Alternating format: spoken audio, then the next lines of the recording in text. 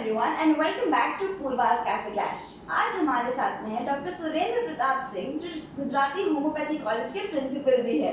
तो आइए उनसे आज होम्योपैथी डे पर बातचीत करते हैं। Thank you so much sir time निकालने के लिए। थैंक यू, आपको नमस्कार। सर सबसे पहले तो आपको very happy world homeopathy day. आप इतना बड़ा कॉलेज रन करते हैं, कोऑर्डिनेट करते हैं, सारी चीज़ें मैनेज करते हैं, तो हैट्स ऑफ है आपको, सैल्यूट है इतनी सारी चीज़ें मैनेज करने के लिए। सर आज के दिन होम्योपैथी डे क्यों मनाया जाता है? 10 अप्रैल 1755 डॉक्टर सैमुअल हनीमैन, जो कि एक पोर्सलेन पेंटर थे, उनके पिताजी, उनका जन्म हुआ डॉक्टर सैमुअल हनीमैन का। बेसिकली वो केमिस्ट्री साइड के थे और रिसर्च पीएचडी किया था, उस पर वर्क करते थे। उन्होंने एमडी किया एलोपैथ में और प्रैक्टिस करते करते उन्होंने देखा कि डेथ रेशियो लोगों में तकलीफें उस चिकित्सा पद्धति से बढ़ रही थी। चूंकि वो रिसर्चर थे, उनकी प्रैक्टिस कम होने लगी और उन्होंने कहा कि क्यों ना इसको छोड़ दिया जाए। उन्होंने ट्रांसलेशन शुरू किया जीविका उपार्जन के लिए। किसी नई चीज का आविष्कार करना होता, कोई न कोई घटना घटित जरूर हो जाती है। डॉक्टर सैमुअल हनीमैन ट्रांसलेटर थे और ट्रांसलेशन कुलेंस की मटेरिया मेडिका का ट्रांसलेशन कर रहे थे। ट्रांसलेशन करते समय उसमें एक बात सामने आई कि cinchona bark can be treat malaria like fever because of its bitterness.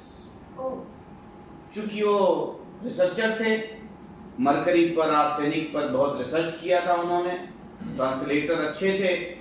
उन्होंने कहा कि केवल बिटरनेस के आधार पर, उसके तीखापन के आधार पर किसी भी मलेरिया बीमारी को ठीक नहीं किया जा सकता।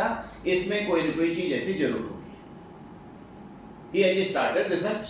उन्होंने उस कुलेन छाल को, चिनकोना बार को लेना शुरू किया। कुछ दिन बाद उन्होंने देखा कि उनको मलेरिया के सिम्टम आने लगे। फिर उन्होंने उस सिम्टम्स के आधार पर, जो मलेरिया के सिम्टम्स आए, उसके आधार पर अन्य लोगों को दिया, तो वो पेशेंट ठीक होने लगा। उनके दिमाग में आया ये कोई नई चीज है जिस पर वर्क करना चाहिए। चूंकि कुनेन, सिनकोनाबाद, क्लोरोक्विन फॉस्फेट, लैरिगो, ये क्रूड फॉर्म है, इसको अगर डाइल्यूट करके ले लिया जाए तो इसके इफेक्ट कैसे हो। हनीमैन ने स्टार्ट किया और उनके समय में 36 होम्योपैथी मेडिसिन, 36 एलोपैथी जो मेडिसिन थी, उसको उन्होंने अपने ऊपर ट्रायल किया, स्वयं प्रूव किया। और प्रूव जब किया तो उसमें बहुत सी चीजें सामने आई and he had started practice. उस प्रैक्टिस का नाम रखा homeopathic system of treatment. So Hahnemann was the founder of homeopathy. 3 चीजें उनकी बेसिक आई। मैं बात उस पर आ रहा हूं कि होम्योपैथी कैसे आई और आज विश्व में क्यों मनाई। तो फिर उन्होंने देखा कि होम्योपैथी का चिकित्सा सिद्धांत प्रकृति के सिद्धांत पर आधारित है, लॉ ऑफ नेचर। प्रकृति का सिद्धांत क्या है? 3 बेसिक समानता है। लॉ ऑफ सिमिलर, समानता का सिद्धांत। समानता का सिद्धांत मतलब ये हुआ कि अगर कोई पदार्थ किसी स्वस्थ मनुष्य में उस पदार्थ का गुण पैदा कर सकता है, तो वही पदार्थ किसी बीमार को ठीक भी कर सकता है। बेसिक कॉन्सेप्ट था लॉ ऑफ सिमिलर। अब इसके पीछे समानता का सिद्धांत है। तो homeopathy believe on law of similar similarity. अगर कोई स्वस्थ व्यक्ति में कोई मेडिसिन दी जाती है और उसके लक्षण जब आते हैं, उन लक्षणों के आधार पर उसी मेडिसिन को किसी बीमार को जब हम दवा देते हैं जिनके लक्षण समान हों, तो बीमारी ठीक हो जाती है। ये लॉ ऑफ सिमिलरिटी थी। तो ये प्रकृति का क्यों कहा गया लॉ ऑफ नेचर? 2 व्यक्तियों के बीच में जब तक समानता नहीं होगी, उनके विचारों में, उनके व्यवहारों में, उनकी एक्टिविटी में, तब तक दोस्ती भी नहीं होती बिल्कुल सही। और तब तक कार्य का रूपांतरण भी नहीं होता, कार्य का क्रियान्वयन भी नहीं होता। ये पहली बात थी होम्योपैथी की, समानता का सिद्धांत। दूसरा था लॉ ऑफ सिंप्लेक्स, सिंगल का सिद्धांत। उन्होंने कहा कि सब, जैसे क्रोसिन है हम सबको दे रहे हैं, होम्योपैथी की दवाएं, एक ही दवा सारे व्यक्तियों को नहीं दी जा सकती। तो उस आधार पर उन्होंने कहा कि ये भी प्रकृति का सिद्धांत है, व्यक्तिकरण का सिद्धांत, लॉ ऑफ इंडिविजुअलाइजेशन। जैसे संसार में जितने भी मनुष्य प्राणी मात्र पैदा हो रहे हैं, सबके सूरत, सबका कॉन्स्टिट्यूशन, सबका चेहरा एक जैसे क्यों नहीं है? इसका मतलब कि सबका व्यक्तिकरण का सिद्धांत है, उनके आधार पर सबके चेहरा, उनके गुण अलग अलग होंगे। जब हर व्यक्ति के गुण अलग अलग होंगे तो एक ही दवा हर व्यक्ति पर लागू कैसे होगी? ये आयुर्वेद का भी कॉन्सेप्ट है। कल हमारी जब रात की बैठक थी, आयुर्वेद महाराष्ट्र के बहुत अच्छे आयुर्वेद चिकित्सक हैं, उनका भी ये कहना था, हमारा आयुर्वेद भी यही कहता है। तीसरा सिद्धांत था कम से कम मात्रा दी जानी चाहिए। उसके पीछे कॉन्सेप्ट क्या था? वो एलोपैथी के चिकित्सक थे, क्लोरोफॉर्म होम्योपैथी एलोपैथी की दवाएं दी जाती थी, उसके तुरंत साइड इफेक्ट आते थे, इवन डेथ हो जाती थी। तो एलोपैथ चिकित्सक के नाते और रिसर्चर के नाते भी उन्होंने रिसर्च जो किया कि कम से कम दी जानी चाहिए। ये भी प्रकृति का सिद्धांत है। कैसे? आज गाड़ी में हम 25 लीटर पेट्रोल डलाते हैं, विज्ञान ही ये कहता है, विज्ञान ने प्रूव करके दिखाया, उस पिस्टन पर एक एक बूंद पेट्रोल टपकती है, गिरती है, और पिस्टन चलता रहता है, ऊर्जा बनती रहती है। क्यों नहीं 25 का 25 लीटर उस पे आया? न्यूनतम का सिद्धांत है। दूसरा कॉन्सेप्ट ये था कि कम से कम में, हम कहते हैं एक भिखारी भी भूख मांगता है, कहता है माई एक रोटी दे दे, वो क्यों नहीं कहता 10 दे दो? और हमारे शरीर में जो भी हार्मोन्स बन रहे हैं, जो भी कैटलिस्ट हैं, जो भी विटामिन फॉर्म हो रही है बॉडी में, टीसीए साइकिल है, क्रेब्स साइकिल है, जिसमें एटीपी एडीपी बनती है, ये ऊर्जा जो हमारे शरीर में है, एक साथ इसका उपयोग तो नहीं होता, वो हार्मोन उतना ही सिक्रीट होता है। इसका एक उदाहरण कि जब पेंक्रियास से निकलने वाला बीटा सेल से इंसुलिन निकलता है तो वो क्या इकट्ठे आ जाता है, और जब उसकी कमी होने लगती है तो शुगर हो जाती है, लीवर उसको ग्लाइकोजन में कन्वर्ट नहीं कर पाता है। तो कम से कम का सिद्धांत है। हमारी बॉडी में भी हम आधा गिलास दूध पी सकते हैं, 1 गिलास दूध पी सकते हैं, लेकिन जैसे ही 1.5 गिलास दूध पिएंगे हमें वोमिटिंग, नासिया वोमिटिंग होगा और हम उल्टी कर देंगे। तो 3 मूल सिद्धांत थे जिनको फंडामेंटल प्रिंसिपल्स ऑफ होम्योपैथी कहा गया, जो बेसिक सिद्धांत है होम्योपैथी पर, जिसमें होम्योपैथी पर वर्क हुआ। अब बात आती है कि होम्योपैथी की पॉपुलैरिटी विश्व, कलकत्ता एक ऐसा जगह था जहां पर पहले होम्योपैथिक इंस्टीट्यूशन की स्थापना की गई, लेकिन शुरुआत एक डॉक्टर जॉन मार्टिन होनेलबर्गर, वो घूमने आए थे, पंजाब गए, महाराजा रणजीत सिंह से मिले। उस समय वो कुछ अस्वस्थ थे और उनका घोड़ा, उसको चोट आ गई थी। जॉन मार्टिन ने कुछ दवाएं दिया, वो दवा होम्योपैथी की थी। चूंकि हनीमैन के वो फॉलोवर थे तो उन्होंने दवा दिया और महाराजा रणजीत सिंह ठीक हो गए और उनका घोड़ा भी स्वस्थ हो गया। तो महाराजा रणजीत सिंह ने होम्योपैथी भी वहां स्थापित की कि क्यों ना, बहुत अच्छी चिकित्सा, उन्होंने अपने राज्य में होम्योपैथी चालू की। इस तरह भारत में होम्योपैथी की स्थापना हुई और आज विश्व में भारत सेकंड नंबर पर होम्योपैथी के लिए स्थान रखता है। एलोपैथी के बाद अगर चिकित्सा का कोई अध्ययन, जो WHO वर्ल्ड हेल्थ ऑर्गेनाइजेशन की रिपोर्ट है कि सेकंड पर होम्योपैथी की पॉपुलैरिटी के नाते, लोकप्रियता के नाते जो लोग होम्योपैथी लेते हैं, उसके पीछे रीजन भी यही है कि एक छोटा बच्चा जैसे ही बाहर आता है 4 से 6 महीने बाद उसकी माँ 21 नंबर पता है उसको, कैमोमिला पसंद पता है उसको, वो देना चालू कर देती है।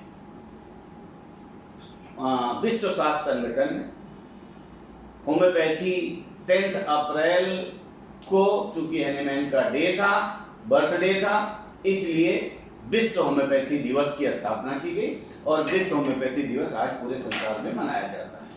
जी सर, आज इतना बड़ा दिन है, होम्योपैथी जो लोग फॉलो करते हैं उनके लिए बहुत बड़ा दिन है आज।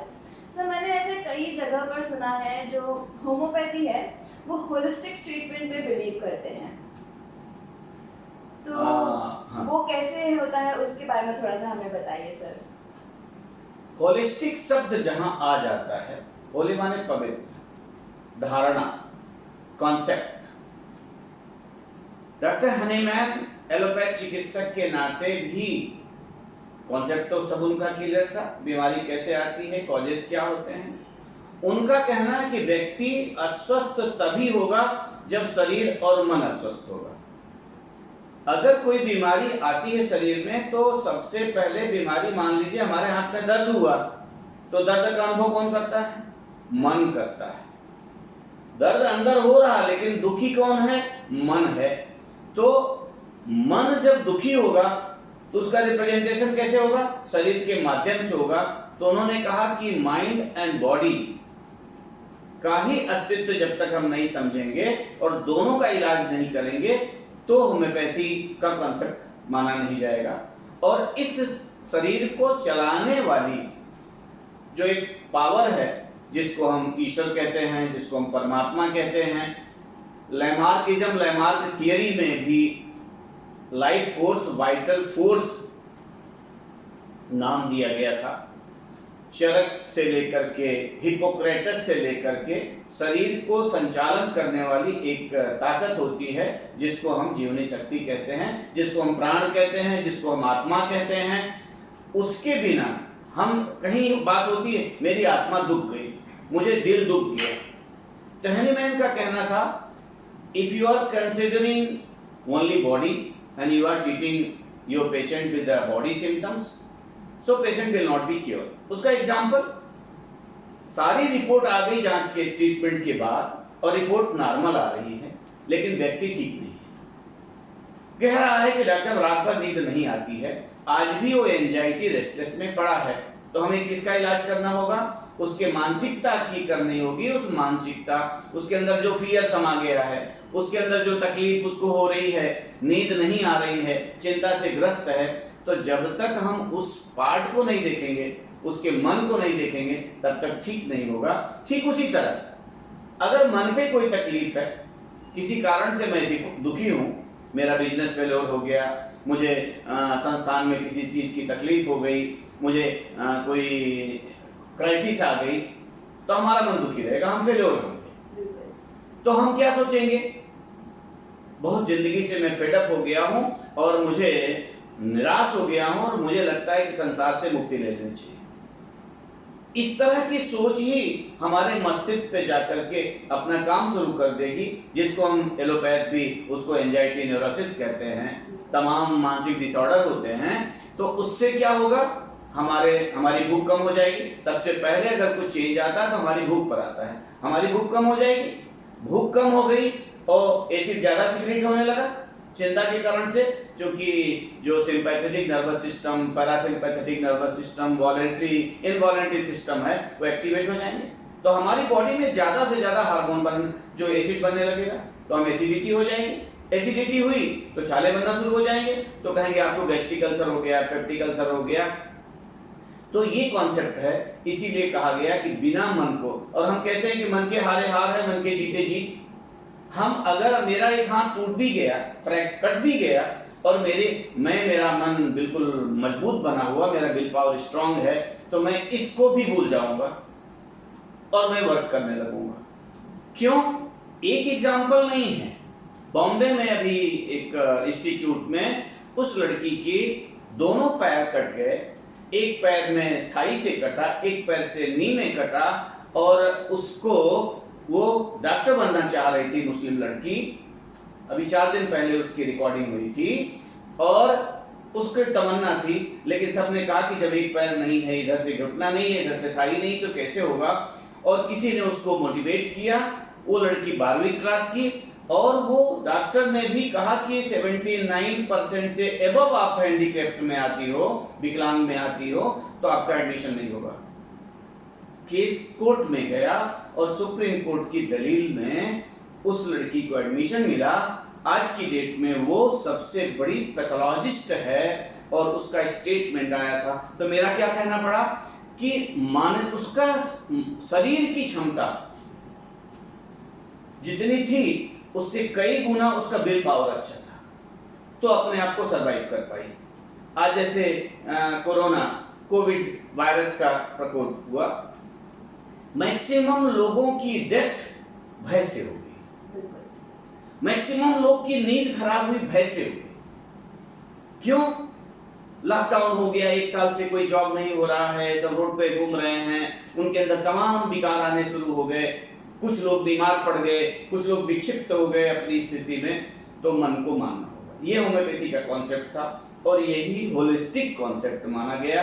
कि होलिस्टिक इसीलिए कहते हैं कि जब तक शरीर और मन आत्मा का एक साथ मिलान नहीं होगा तब तक हम उसका इलाज नहीं कर सकते हैं। और हमारी केस टेकिंग जो ऑर्गेनान ऑफ मेडिसिन होम्योपैथी की गाइडलाइन, जो प्रिंसिपल्स हैं, जो रूल रेगुलेशन है, एक बुक है होम्योपैथी की, जैसे डायरेक्शन दिए जाते हैं वैसे बुक है कि organon of medicine and homeopathic philosophy.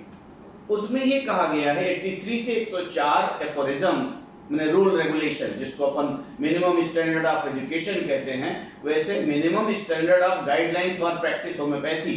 तो उसमें जो कहा गया है कि किसी भी पेशेंट को अगर हम देखने जा रहे हैं तो पहले उसकी बात पूरी सुने, उसके हाव भाव को समझें और फिर उसको उसकी भाषा में रिकॉर्ड करें। उसके बाद हम देखें कि उसकी कौन सी तकलीफ है, मानसिक स्तर पर कितना है, शारीरिक स्तर पर कितना है, उसके बाद उसका इलाज किया जाए। इसी को हम होम्योपैथिक सिस्टम ऑफ ट्रीटमेंट कहते हैं। जी सर। सर, मुझे एक चीज़ जानने की बहुत ज़्यादा क्यूरियोसिटी थी कि होम्योपैथी में एक टाइम पर एक ही मेडिसिन क्यों दी जाती है? सपोज आप बात कर रहे हैं जी। एक व्यक्ति आके वहां और बैठ गया, 2 व्यक्ति बैठ गया, या हम क्लास में हैं, एक एग्जाम्पल से समझाना चाहते हैं। आपने भी बात चालू कर ली, उनने भी बात चालू कर ली, उनने भी बात चालू कर ली, और मैं अकेला, एक अनाथ 100 बीमार। क्या ये संभव है कि तीनों की बातें एक साथ में, उनके रिप्लाई, उनके एक्शन रिएक्शन हो सकेंगे? नहीं हो सकेंगे। नंबर 1, बीमारी शरीर में आई, हमारे शरीर की बनावट, हमारे शरीर की क्षमता अलग है, आपके शरीर की क्षमता अलग है। तो जो मेडिसिन मैं देना चाह रहा हूं आपको, वही मेडिसिन से भले आप ठीक हो गए हो, लेकिन मैं अमुक को नहीं दूंगा, क्योंकि उनके शरीर की क्षमता, उनकी बनावट अलग अलग है। यही एक कारण है कि जिसके आधार पर एलोपैथ भी ड्रग सेंसिटिविटी टेस्ट कराता है और कहता है कि ये चीज की आपको एलर्जी है। तो जब 2 दवाएं, प्रकृति एक है, हमारे अंदर जो संचालन करने वाला पावर एक है, तो हम इस पावर को संचालन कर, और लक्षण कहां से आए? हमारे हाव भाव जो थे हमारे थे, आपके हाव भाव, आपकी बीमारी आपकी थी।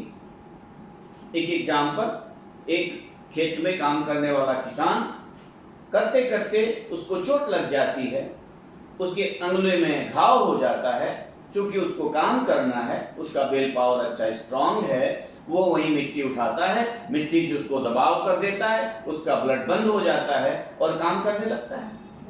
एक शहर में रहने वाला व्यक्ति जो बहुत सेंसिटिव है, उसको चोट लगी, खून भी नहीं आया, एक निशान दिखा, तो वो तुरंत हॉस्पिटल जाता है और टेस्टेड ऑक्साइड ATS का इंजेक्शन लगवाता है। तो दोनों की प्रकृति अलग अलग हुई कि नहीं हुई? जब दोनों की प्रकृति अलग अलग हो गई तो दोनों की दवाएं एक जैसी कैसे हो? इसलिए एक समय में एक का ही विधान है। क्या दही और दूध एक साथ खाया जा सकता है? ये विरुद्ध आहार हुआ कि नहीं? क्या रोटी और पूरी एक साथ खाई जा सकती, भले गेहूं से बनी? प्रकृति का नियम है। तो जब एक समय में एक ही दवा का उपयोग किया जाएगा तो हमारी बॉडी का सिस्टम उतना ही वर्क करेगा, उस पदार्थ के प्रति अपनी वर्किंग करेगा। जब हम ऐसा नहीं करते हैं, व्यतिक्रम करते हैं, तो क्या होता है, शरीर में हमें एक हार्मोन चाहिए उस पदार्थ को डाइजेस्ट करने के लिए। हमने मिल्क में ले लिया, उसी समय हमने मटन भी ले लिया, तो मटन को डाइजेस्ट करने वाला हार्मोन कब काम करेगा और मिल्क को डाइजेस्ट करने वाला हार्मोन कब काम करेगा? दोनों का इंटरेक्शन होगा, डाइजेशन बराबर नहीं होगा, इनडाइजेशन होगा और हम बीमार हो जाएंगे। तो इसलिए एक ही समय में एक ही दवा दिए जाने का प्रावधान होम्योपैथी सिस्टम ऑफ ट्रीटमेंट में है और रिजल्ट भी। सर, अभी कोरोना काल में बहुत ज़्यादा कोरोना फैल रहा है, लोग बहुत ज़्यादा परेशान हैं और डॉक्टर्स के पास जा रहे हैं। होम्योपैथी का क्या योगदान रहा है इस समय में? होम्योपैथी 1881 में कलकत्ता में स्टार्ट हुई थी, भारत में आई थी, और मैं समझता हूँ विश्व में भारत ही एक ऐसा स्थान है जहाँ पर होम्योपैथी की पॉपुलैरिटी बढ़ी है। भारत सरकार आयुष मंत्रालय ने पूर्व के महामारी के स्थितियों को देखते हुए समय समय पर जब भी महामारी हुई है भारत में, तो कोई न कोई होम्योपैथी दवा दी गई। जैसे बीच में डेंगू फीवर फैला था, मस्तिष्क था, यूपेटोरियम पर्क जलसीमियम दवाई देने का कहा गया, जिसको हम लोग जीनस एपिडेमिकस नाम देते हैं। भारत सरकार ने आर्सेनिक एक ऐसी दवा, आर्सेनिकम एल्बम के 30 पावर को उन्होंने कहा कि ये दवा इस वक्त की, क्योंकि आर्सेनिक का काम ब्लड सर्कुलेशन, सर्दी जुकाम खांसी को रोकना, रनिंग नोज स्नीजिंग को रोकना, खांसी पर वर्क करना, तो भारत सरकार ने ही arsenic alb as a preventive medicine के रूप में सर्कुलेट किया और काफ़ी अच्छे परिणाम भी आए। मैं भारत सरकार और समस्त राज्यों को ये धन्यवाद देना चाहूँगा कि कई होम्योपैथिक हॉस्पिटल को ICMR के गाइडलाइन के तहत, जैसे भोपाल का शासकीय होम्योपैथिक चिकित्सालय, होम्योपैथी मेडिकल कॉलेज में कोविड के पेशेंट को ट्रीट करने के लिए, जैसे चिराई हॉस्पिटल भोपाल, डॉक्टर जूही गुप्ता के निर्देशन में वहाँ के डॉक्टरों की टीम ने होम्योपैथी पर उन मरीजों पर जो कोविड पॉजिटिव थे उन पे वर्क करने के लिए कहा गया और इतने अच्छे रिजल्ट आए जो उन दवाओं से उतने नहीं आ रहे थे, क्योंकि उनकी दवाओं से जो साइड इफेक्ट आ रहे थे और इन दवाओं से साइड इफेक्ट कम हो रहे थे, जिसका साइंटिफिक डाटा भी तैयार किया गया। और इस समय आया कि अगर हम एलोपैथी चिकित्सा के साथ साथ होम्योपैथिक और आयुर्वेदिक, चूंकि आयुर्वेद हमारा सनातन है, कोई भी व्यक्ति बिना आयुर्वेद के रह नहीं सकता। क्यों? नीम की दातून भी करना है, नीम का टूथपेस्ट भी करना है, तो आयुर्वेद हमारा वेद है, हमारा आयुर्वेद है।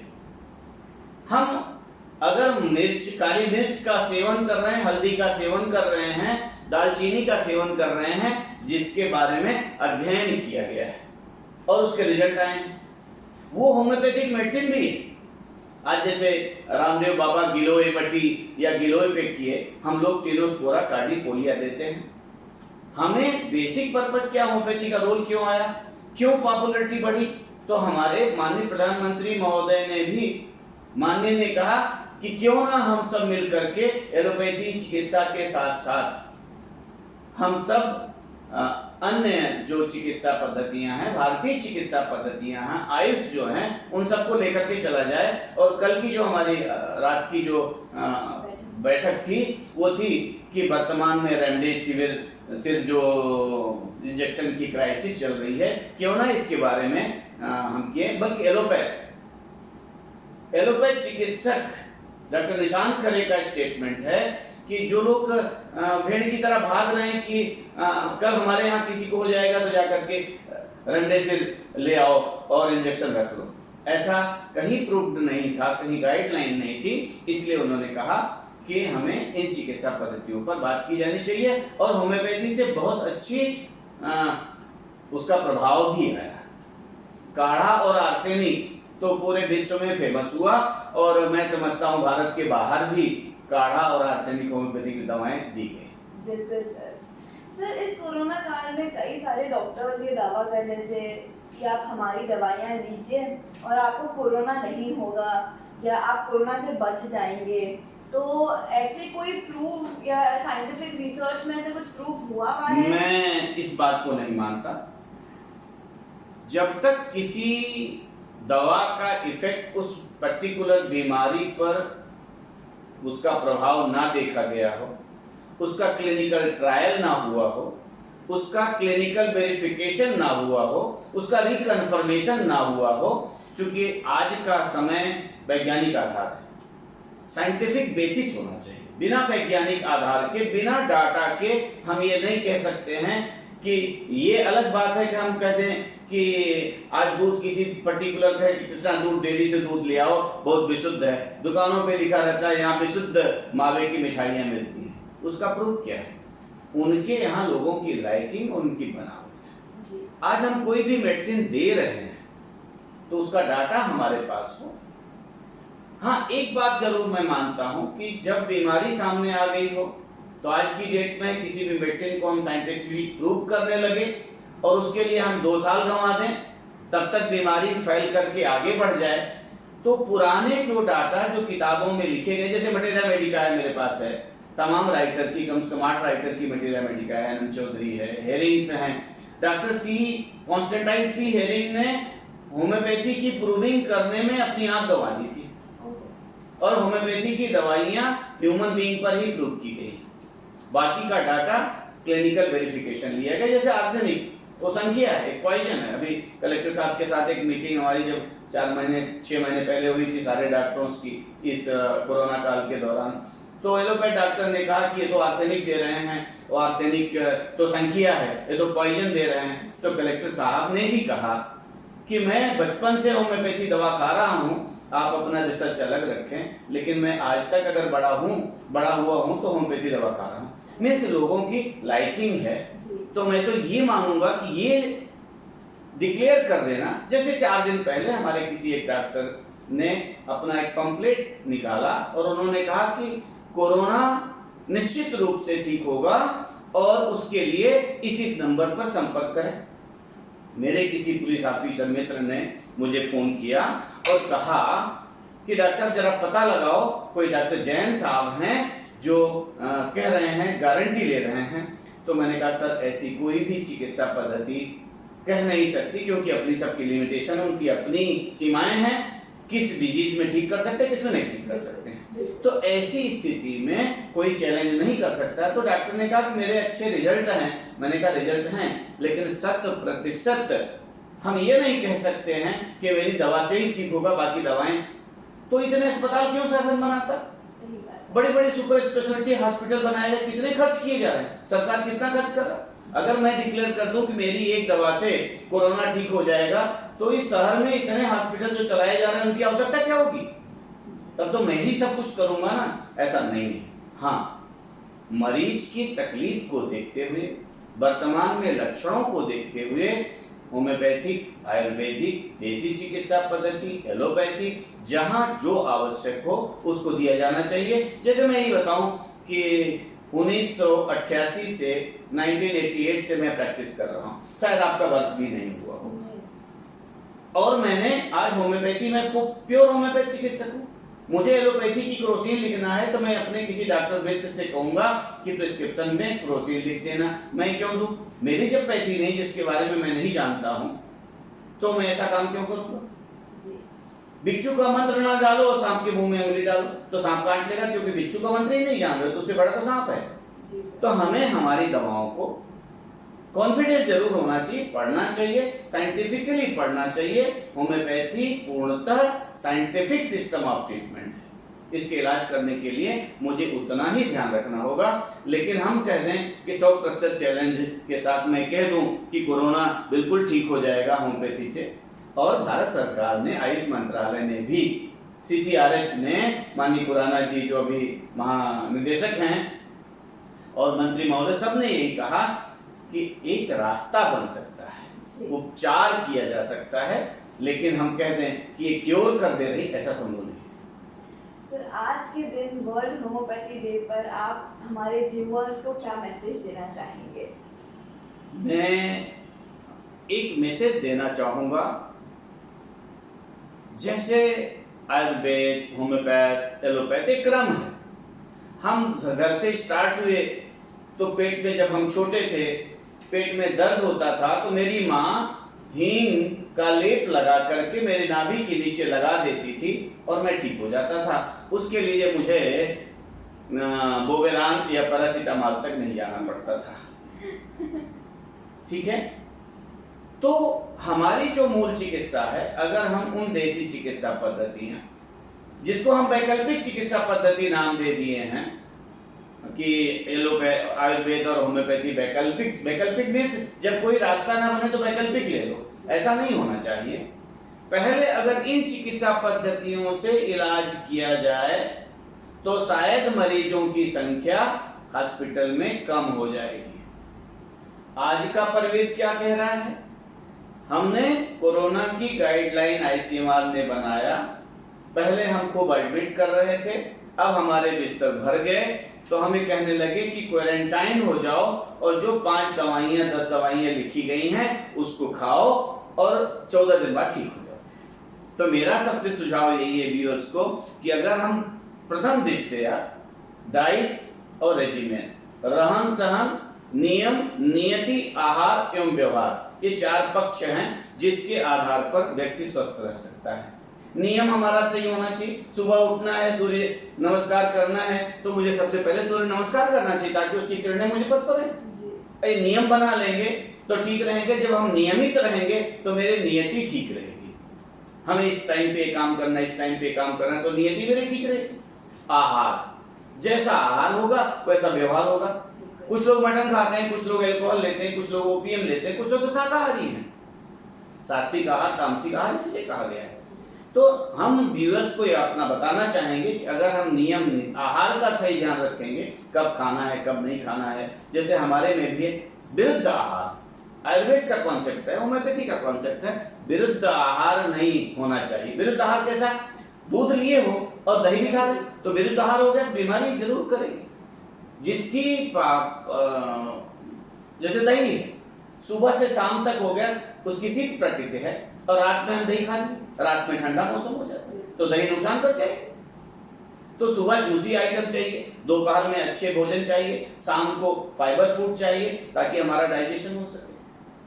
तो मेरा सबसे यही कहना है, होम्योपैथिक सिस्टम ऐसा है जिसमें लोग आकर के हमसे कहते हैं कि डॉक्टर साहब हमने एलोपैथी करा लिया, आयुर्वेद करा लिया, अब आपके पास आए हूं क्योंकि मुझे सबने कहा कि होम्योपैथी बीमारी जड़ से जाती है। तो जड़ तो आप खराब करके आ गए हो, आपने इतनी दवाइयां ले ली है कि अब जड़ तो बिगड़ गई। लंबे समय तक स्टेरॉयड जब हमने ले लिया है तो हमारी इम्यून क्षमता कम हो गई है। हाँ, स्टेरॉयड जहां जरूरत है, उसके बिना काम नहीं चल रहा है तो लाइफ सेविंग ड्रग है, उसे ले लेना चाहिए, लेकिन शुरुआत में नहीं लेना चाहिए।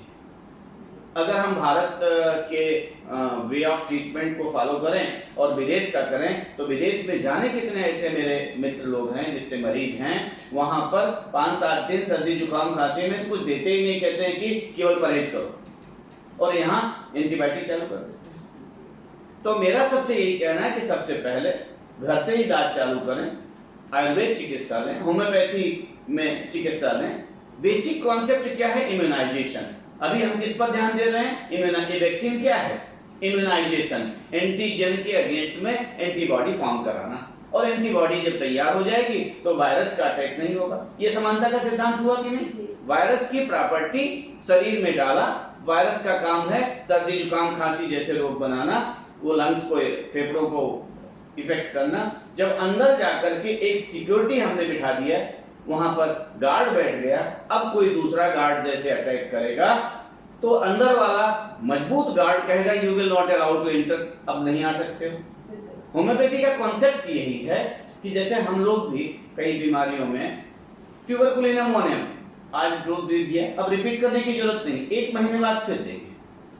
सल्फर आज दे दिया, 1 महीने बाद देंगे, क्योंकि 40 दिन तक उसका वर्क होता रहेगा। यही तो प्रिवेंशन का, यही तो वैक्सीनेशन का कॉन्सेप्ट है। तो अगर होम्योपैथ, लेकिन उसके लिए हमें चिकित्सक को भी समझना होगा। होम्योपैथ अगर स्टडी नहीं करेगा, कोई भी चिकित्सक स्टडी नहीं करेगा और जो साहित्य में लिखा गया उसको पढ़ेगा नहीं, तो उसकी पॉपुलैरिटी नहीं बन सकती। सर आपको हैप्पी वर्ल्ड होम्योपैथी डे, और हमारे सारे व्यूअर्स को भी हैप्पी वर्ल्ड होम्योपैथी डे। और सभी को आज विश्व होम्योपैथिक दिवस पर मैं शुभकामनाएं ज्ञापित करता हूं, सबको धन्यवाद देता हूं कि होम्योपैथी एक सरल चिकित्सा प्रणाली है, आसानी से ली जा सकती है। केवल इसे मीठी गोलियों वाला डॉक्टर ना कहते हुए इसको homeopathic system of, it is a totally scientific system of treatment माने और इससे इलाज कराएं तो उसका प्रभाव खुद देखने को मिलेगा। Thank you. तो आइए बात करते हैं डॉक्टर सौरभ पारिक से, जो इनोवेटिव कॉलेज के प्रिंसिपल है और उनका कुछ रिलेशन मेडिसिन से भी है। Thank you so much sir मेरे चैनल पर आने के लिए।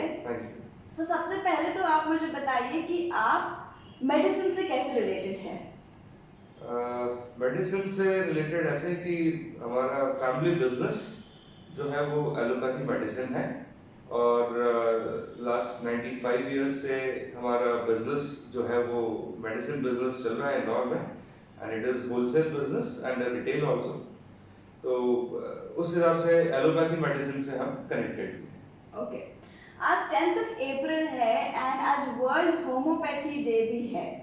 तो आप कब से मानते हैं होम्योपैथी में और कैसे विश्वास आया आपको इसमें एलोपैथी फील्ड, मतलब फैमिली बिजनेस एलोपैथी में होने के बावजूद भी? जी, सबसे पहले तो वर्ल्ड होम्योपैथी डे पर सभी होम्योपैथिक डॉक्टर्स को मेरी तरफ से बहुत बहुत शुभकामनाएं। और रही बात मेरा खुद का पर्सनल एक्सपीरियंस, मेरे फैमिली का एक्सपीरियंस, पिछले करीब 10 साल से, जब से 2011 से लगभग मैं होम्योपैथी मेडिसिन, होम्योपैथी ट्रीटमेंट ले रहा हूँ। और 2011 में जब फर्स्ट टाइम मेरी डॉटर को कुछ प्रॉब्लम था, at that time she was 3 years, और सर्दी खांसी कुछ इस तरह के ट्रीटमेंट्स, उनको बुखार था, और एलोपैथी डॉक्टर ने सीधे हाई डोज दिन में 2 बार इंजेक्शन, एंटीबायोटिक इंजेक्शंस लग रहे थे। So I was not able to see, मैं देख नहीं पा रहा था कि सुबह इंजेक्शन लगाने में ले जा रहा हूँ, शाम को फिर इंजेक्शन लगाने ले जा रहा हूँ, उसका जो दर्द था।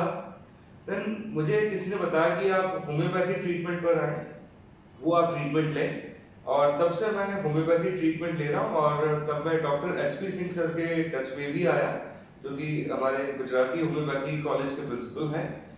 जब से उनसे मेरी बात हुई, चर्चाएं हुई और होम्योपैथी ट्रीटमेंट के बारे में मुझे पता चला, तो मेरा एक कॉन्फिडेंस भी उसमें आया कि इट्स अ गुड ट्रीटमेंट। और वो मेरी डॉटर को जब उन्होंने देखा, उन्होंने जब उनका ट्रीटमेंट, दवाइयाँ देना शुरू की, तो तब से आज 10 साल हो गए हैं।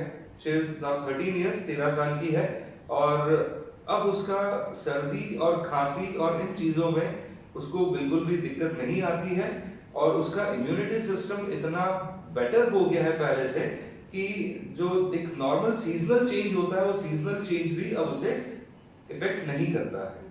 तो एक बहुत अच्छा ट्रीटमेंट है होम्योपैथी ट्रीटमेंट। ये मेरा एक्सपीरियंस है, पर्सनल एक्सपीरियंस भी है, मेरे खुद पर भी है और मेरे फैमिली मेंबर्स पर भी है। होम्योपैथी ट्रीटमेंट तो है ही बहुत अच्छा, बट डॉक्टर एसपी सिंह से अगर आप ट्रीटमेंट लेते हैं तो that is another feather to the cap. Definitely, क्योंकि मेरा ये मानना है कि डॉक्टर्स केवल एक वो डॉक्टर नहीं होता है जो कि सिर्फ मेडिसिन प्रिस्क्राइब कर दे। डॉक्टर वो भी होता है जो आपके साथ बात करे, आपके मन में क्या चल रहा है वो भी पता करे, और उसी के अकॉर्डिंग आपका ट्रीटमेंट भी करे। क्योंकि जो आप अपने सिम्टम्स बता रहे हैं वो तो शायद हो सकता है आपके फिजिकल सिम्टम्स हो, लेकिन जब डॉक्टर एसपी सिंह सर भी आपसे बात करते हैं तो वो आपके फिजिकल सिम्टम्स के साथ साथ आपके मन की व्यथा को भी समझते हैं कि आपके मन में क्या चल रहा है, और उस जो आपका इधर जो मन में जो चल रहा है उसके अकॉर्डिंग उनका ट्रीटमेंट भी सामने आता है। बिल्कुल सही कह रहे हैं आप। मैं आपसे आखिरी में ये पूछना चाहूंगी कि कोरोना का टाइम चल रहा है अभी और सभी लोग बहुत ज़्यादा पैनिक होते हैं, तो कैसे इस टाइम में डील करना चाहिए? देखिए, कोरोना टाइम में सबसे इम्पोर्टेंट है आपका खुद का जागरूक होना, आपका खुद का इम्यूनिटी सिस्टम आपको डेवलप करना। अपना खुद का इम्यूनिटी सिस्टम आप डेवलप करें, आप खुद जागरूक बने कि अगर आप किसी से मिल रहे हैं, किसी से आप बात कर रहे हैं, सोशल डिस्टेंसिंग मेंटेन करें।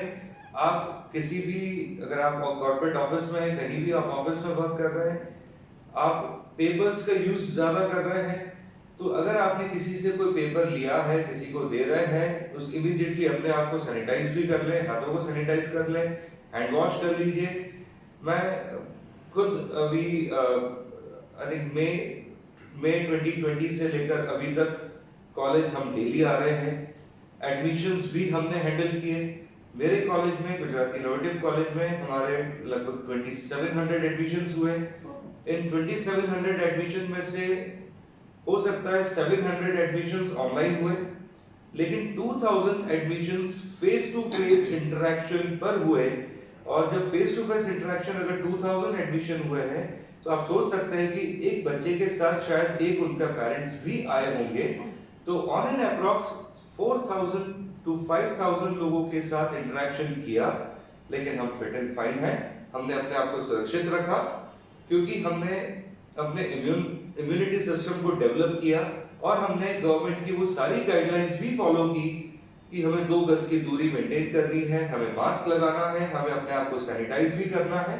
तो इन चीजों से हम अपने आप को सुरक्षित रख सकते हैं। जी, thank you so much. Thanks a lot.